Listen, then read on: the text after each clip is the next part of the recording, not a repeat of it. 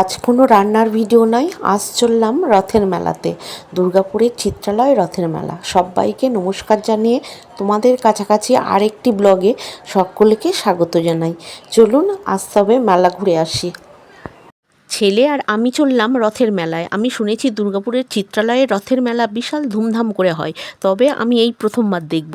চলুন মেলায় এসে গেছি, আপনাদের ঘুরে ঘুরে দেখাবো আর আমি নিজেও ঘুরবো। গাড়িটা এখানে পার্ক করলাম, 20 টাকা নিল। এবার নিশ্চিন্তে ঘোরা যাবে। প্রথমে জগন্নাথ দেবকে প্রণাম করে নিলাম। কি অপূর্ব সুন্দর লাগছিল, এত সুন্দর করে সাজিয়েছিল। এত ভিড় ছিল, সামনের দিকে যেতে পারিনি, অনেক পিছন থেকে প্রণাম করে নিলাম। মেলার প্রথমেই ঢুকে কত সুন্দর একটা ফুলের দোকান দেখলাম, তারপর ব্যাগের দোকান, জামা কাপড়ের দোকান, অনেক রকমের দোকান বসেছে। বাচ্চাদের রাইডসগুলো কত সুন্দর দেখতে লাগছিল। আমি তো ওদের আনন্দ দেখে দাঁড়িয়ে দাঁড়িয়ে সেই আনন্দ উপভোগ করছিলাম, কী যে ভালো লাগছিল।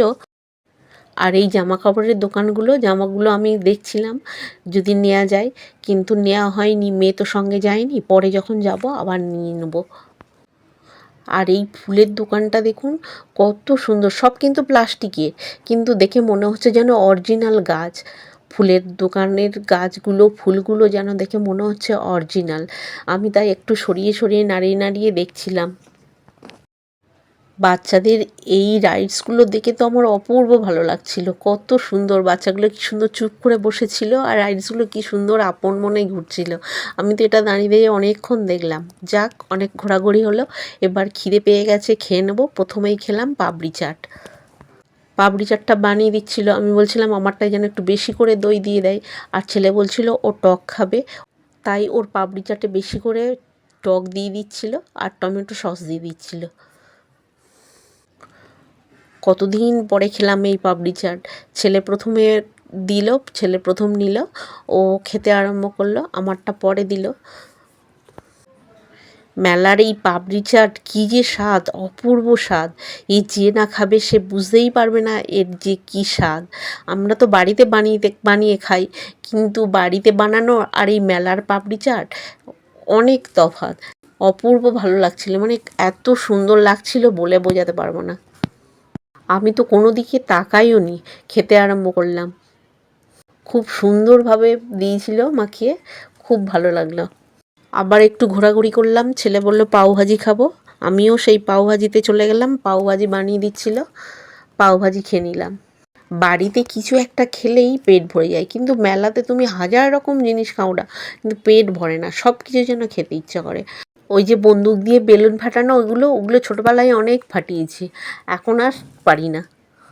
দেখছিলাম পাউভাজি দোকানে দাঁড়িয়ে দাঁড়িয়ে দেখছিলাম ওইগুলো, আর ওই পাউভাজি বানিয়ে দিচ্ছিল। চিত্রালয়ের বিশেষ আকর্ষণ অ্যাকোরিয়াম টানেল, সেখানে প্রচুর ভিড়, ওই দিকে আজ গেলাম না, অন্য দিন আসবো, আপনাদেরকে নিয়ে যাব। এই পাউভাজি বাড়িতে কত বানিয়েছি, কিন্তু এই রকম মেলার মতন স্বাদ পাইনি, এত সুন্দর খেতে লাগে। একটু গরম ছিল তাই আমি একটু ফুঁ দিয়ে খাচ্ছিলাম। ওফ, হেভি টেস্ট। আমরা দুর্গাপুরে এসেছি প্রায় 4 বছর হয়ে গেছে। এই 4 বছরে কোনো বছর সুযোগ হয়নি মেলাতে ঘুরতে আসার, বিভিন্ন সমস্যায় আটকে গেছি, কোনো বছর মেলাতে আসা হয়নি। এবছর জগন্নাথ দেব সেই সুযোগ করে দিয়েছেন। ছেলেকে বলেছিলাম মেলায় আমার সাথে আসতে, ছেলে শর্ত দিয়েছিল আমার সঙ্গে যদি সে আসে সব রকম খাবার ওকে খাওয়াতে হবে। আমি রাজি হয়ে গেলাম আর সব রকম খাবার একটু একটু করে খেয়ে চলেছি। এটা খেতে দারুণ লাগছিল। ছেলে নিল কর্নাডো আর আমি নিলাম কাঠি আইসক্রিম। কাঠি বরফ পাওয়া যেত, স্কুলে যখন পড়তাম কত কিনে খেয়েছি। এখন সংসারের চাপ, ছেলে মেয়েদের পড়াশোনা, আগের সব কিছু ভুলিয়ে দেয়, কিন্তু আজ একটু সুযোগ হয়েছে ছোটোবেলায় ফিরে যেতে। সেই স্মৃতি মনে করে আমি কাঠি আইসক্রিমটাই নিলাম, আর কি ভালো লাগছিল খেতে। ছোটোবেলায় যখন স্কুলে পড়তাম তখন আগেই পাওয়া যেত কাঠি বরফ, নারকেল বরফ, সিমাই বরফ, কত খেয়েছি। পাউভাজিটা ছিল যেমন গরম তেমনি ঝাল, তাই ছেলে বললো এবার আইসক্রিম খাবে, তাই আইসক্রিমই নিলাম। মোমোটাও খেয়েছিলাম, দারুণ লেগেছিলো। মোমো তো বাড়িতে বানাই, কিন্তু বাড়িতেও বেশি বেশি করে চিকেন দিয়ে তো সুন্দর করে বানাই, কিন্তু এই মেলার মতো এই রকম টেস্ট হয় না। আর এখানে তো এই মোমোই চিকেন দেখা যাচ্ছিল না, তবুও এত খেতে ভালো লাগছিল। প্রচণ্ড গরম ছিল, আমি তো ফুঁ দিয়ে খাচ্ছিলাম, তাও খেতেই হবে। ছেলে তো বসে পড়লো, ছেলে বসে বসেই খাচ্ছিল আস্তে আস্তে করে। আমি দাঁড়িয়ে দাঁড়িয়ে ফু দিয়ে খেতে লাগলাম। ওর এত গরম লাগছিল, ও বসে গেল, গিয়ে আস্তে আস্তে করে খেতে লাগলো। মেলাতে এসে সব কিছু এই যে একটু একটু করে খাওয়া, এই যে কী আনন্দ! ছোটোবেলায় মেলায় যেতাম, এইরকম সব রকম কিনে কিনে খেতাম, আর কি ভালো লাগছিল সব রকম খাবার খেতে।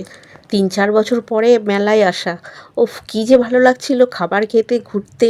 তারপরে জিলিপি খেয়ে নিলাম, গরম গরম জিলিপি হেভি লাগছিল।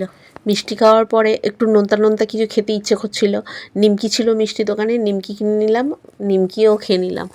ফেরার পথে এই যে বাদাম খেতে খেতে বাড়ি ফিরলাম। বাদাম তো সব সময় খাওয়াই যায়, কিন্তু এই রকম খোসা ছাড়িয়ে বাদাম খাওয়ার মজাটাই আলাদা।